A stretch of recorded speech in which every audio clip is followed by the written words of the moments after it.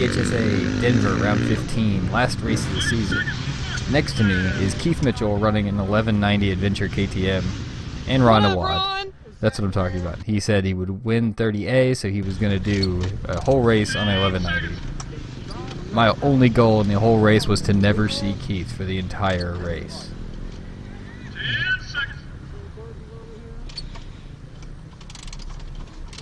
I get to get the launch off the line, kind of get a good start.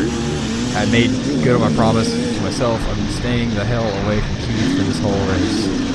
I don't know who this guy was. He came in hot and got around me for the very first corner. I had a good start up to this point. This place is sloppy even when it's dry. Like, even when it hasn't rained, it's bad, and it had rained the night before, so it was really, really wet. You can see it's just sliding all over the place, greasy looking.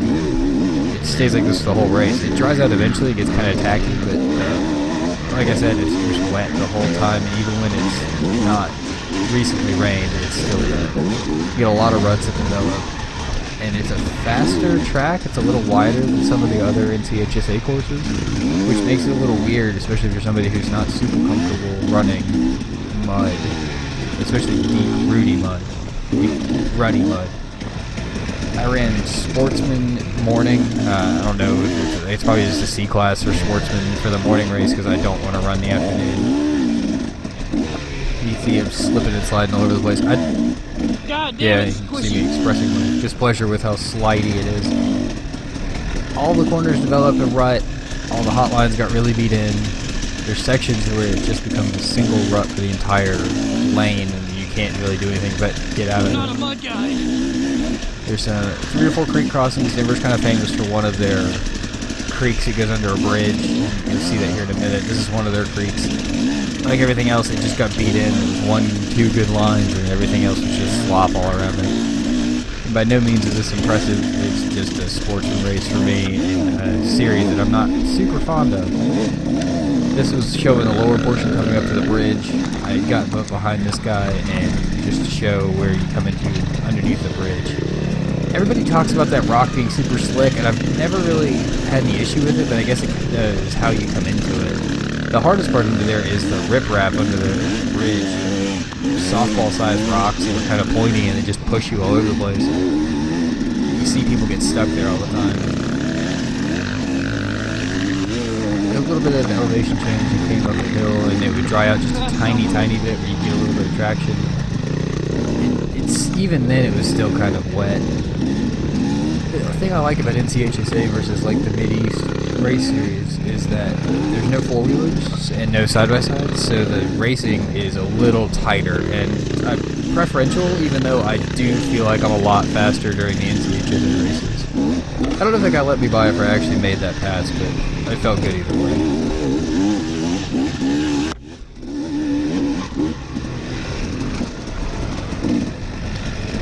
Make a mistake here. I blew through a turn. It's partially the mud's fault and my fault not reading the corner right.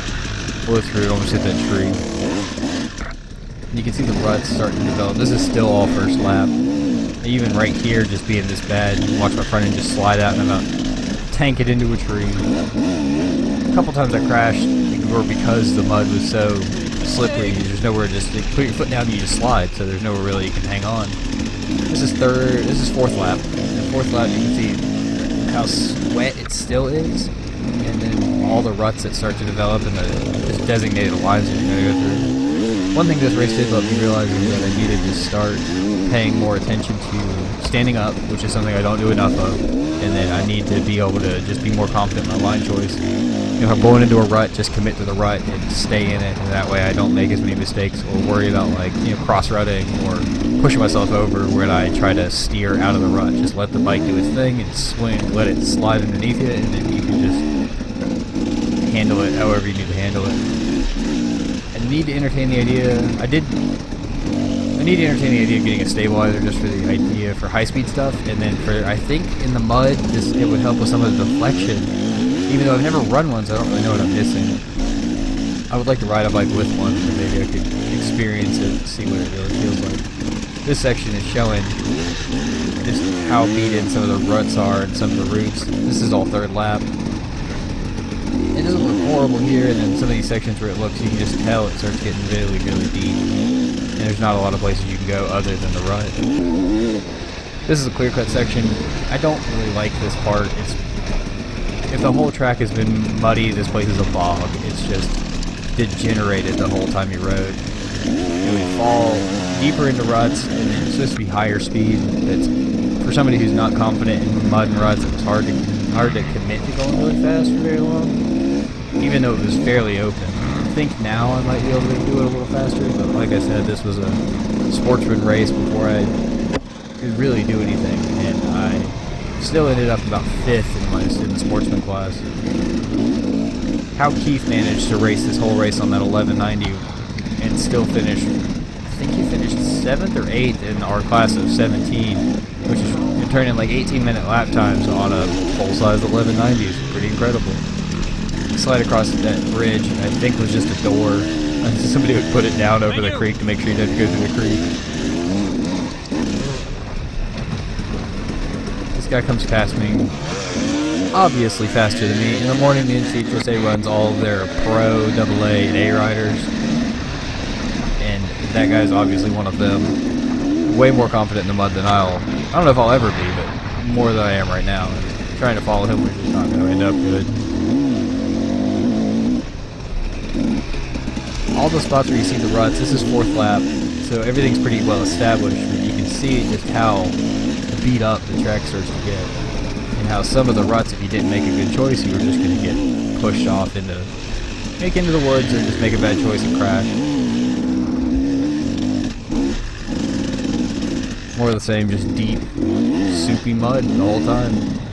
I don't mind a little bit of mud, but when it's this entire race, the entire course for 7 miles or however long this course was, where it's just these beat-in ruts and mud, besides being tiring, it's just hard for me personally, something I need to work on.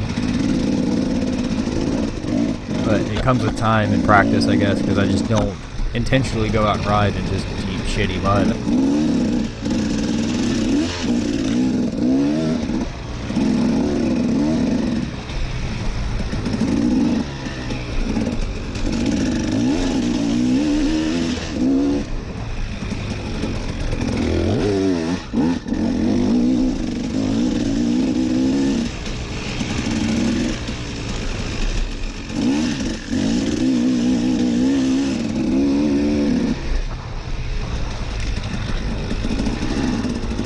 That inside line was way better. The outside line just started to degenerate, and there's a big rock step in it, and it would really jar you if you hit it too hard.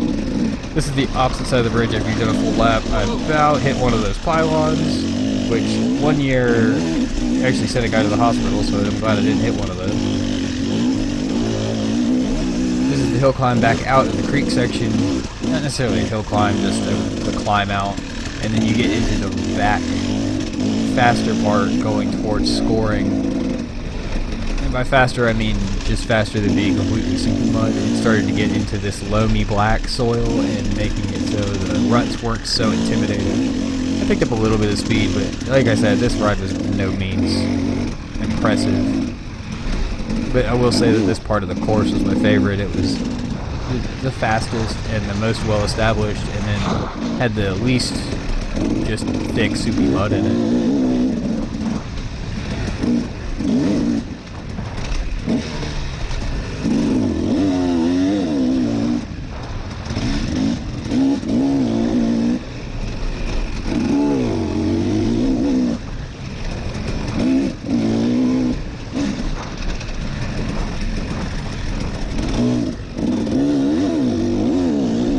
Actually, to the left is where we started from. If you start out, go straight, hit where the first corner was, which is actually where scoring would end up being. If you come through that first corner again, up a little hill, then you end up back at scoring. This section was actually fun, the little rollers along the back of the hill.